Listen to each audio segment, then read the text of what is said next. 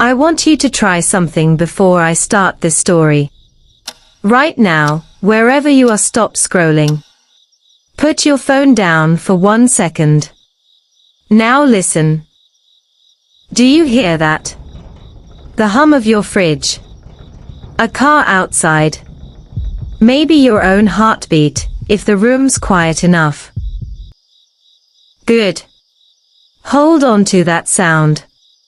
Because in about 6 minutes, I'm going to ask you to listen again, and I promise you, it won't feel the same. This happened to a girl named Meera. 24 years old. Lived alone in a second-floor apartment in a building that was, in her words, too quiet for how many people lived in it. Her parents were 3 hours away. Her boyfriend was on a work trip. It was a Tuesday night. Nothing special about it. Until she counted the footsteps. Because here's the thing that still doesn't make sense, no matter how many times police, her family, or she herself has gone over it. She lived alone. But that night, there were 3 sets of footsteps in her apartment. And she could only account for 2. Stay with me till the end, because what happened at 2:47 a.m. is the reason Meera sleeps with every light in her house on now. Every single one.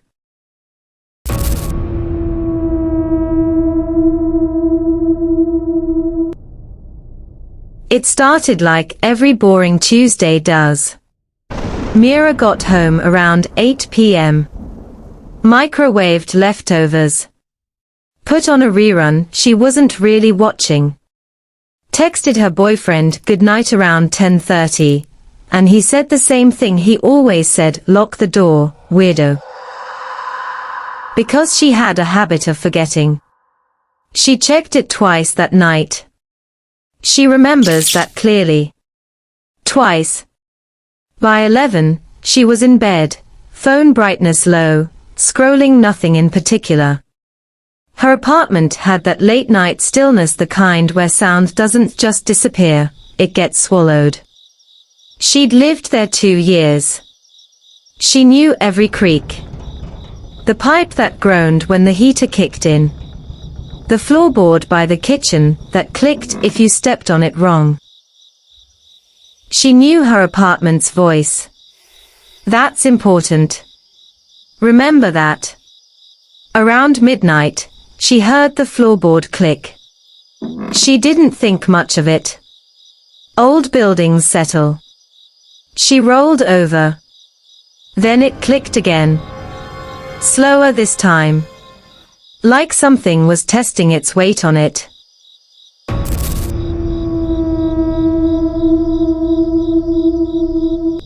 Meera sat up. She told herself it was the heater. Buildings make noise. She reasoned that's just what old buildings do at night. But then she heard footsteps. Not creaks. Not settling. Footsteps slow, deliberate, moving from the kitchen toward the hallway. 1, 2, 3. A pause. 4. Her heart was already pounding, but she did what a lot of us do. She convinced herself it was nothing. Maybe a neighbor upstairs. Sound travels weird in old buildings, she told herself. Except she lived on the top floor. She grabbed her phone, turned on the flashlight, and stood frozen at her bedroom door for almost 2 full minutes, just listening. Nothing. Silence so complete it felt like the apartment itself was holding its breath with her. She finally opened the door.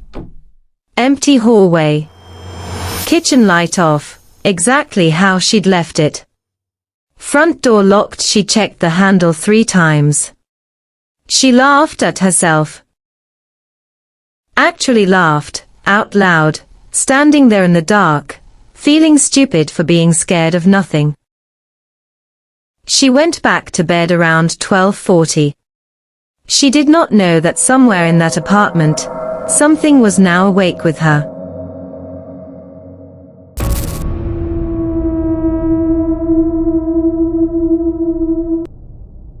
At 1:15 a.m., the footsteps came back. This time, she didn't move. She just lay there, eyes open in the dark, listening to them cross the living room floor. And this time, she noticed something that made her stomach drop. They weren't matching her floorboard.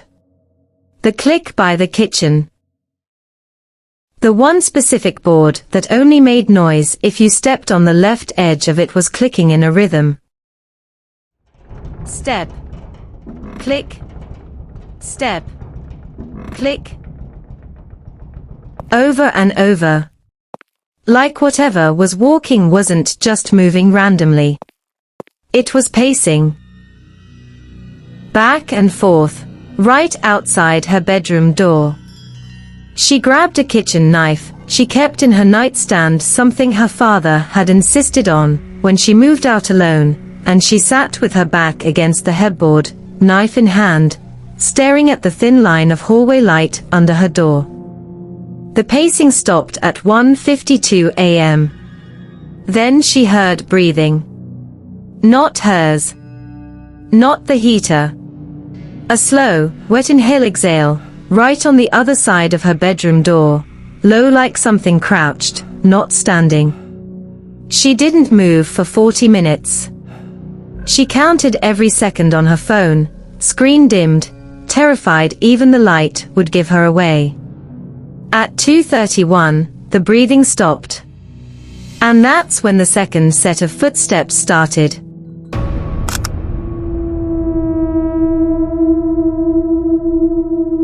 This is the part of Meera's story that investigators later couldn't explain, and honestly, neither can I.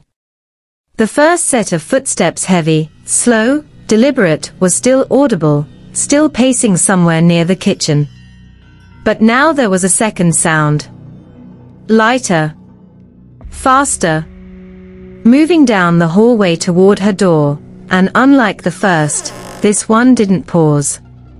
It didn't hesitate. It stopped directly outside her bedroom. And the door handle turned.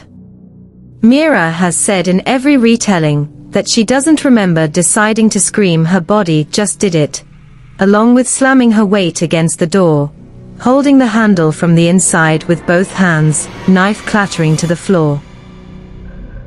Whatever was outside pulled back. Then, and this is the detail she still can't explain, she heard a third voice. Not footsteps. A voice. Low, almost calm, coming from somewhere past her door. It said one sentence. She's not ready yet. Then silence. Total, complete, apartment holding its breath silence. She stayed like that, back against the door, until sunlight came through her window at 6 a.m.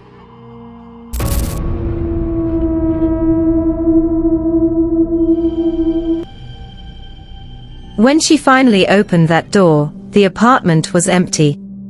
Front door still locked. Windows still latched. Nothing missing, nothing disturbed. Except one thing. The kitchen floorboard, the one that clicked, the one she'd lived beside for 2 years, had been pried up. Not broken. Removed, carefully, and set to the side. Underneath it, sitting in the crawl space where no floorboard should ever open to anything, was a child's shoe. Small.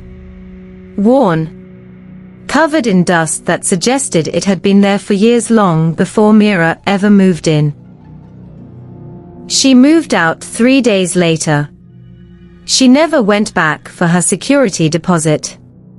She still doesn't know who or what was pacing that night. She doesn't know who the second set of footsteps belonged to. And she has never, ever figured out who that voice was talking to when it said, "She's not ready yet." Ready for what? Nobody knows. So go ahead. Do what I asked you at the start. Listen again. Really listen. Because if you live alone, You might want to check your floorboards tonight. End.